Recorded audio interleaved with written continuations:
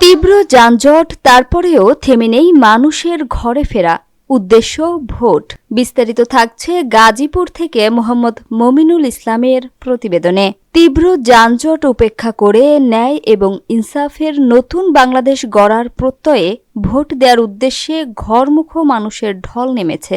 আজকে সকাল থেকেই তারা ছুটে যাচ্ছে প্রিয় গন্তব্যে। সকল বাধা ছিন্ন করে ভোট প্রদানের মাধ্যমে ভোটাররা স্বস্তি পেতে চান।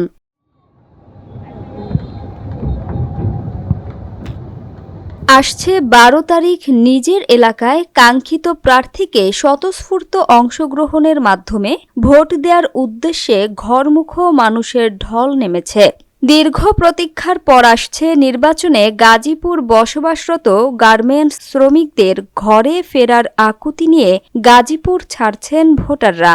কেউ কেউ নতুন ভোটার রয়েছেন, তারা অনেক কৌতূহল নিয়ে আগ্রহ নিয়ে তাদের ভোটাধিকার প্রয়োগ করতে চান।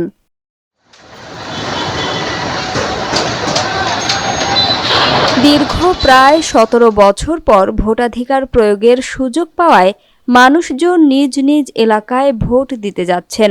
এ লক্ষ্যে কষ্ট ও ঝুঁকি উপেক্ষা করেই তারা যাত্রা করছেন।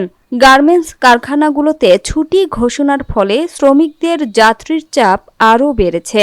যাত্রীরা জানান, যানজট, টিকিট সংকট ও খোলা ট্রাকে যাত্রার ঝুঁকি থাকা সত্ত্বেও তাদের একমাত্র লক্ষ্য নিজ নিজ এলাকায় গিয়ে ভোট প্রদান করা।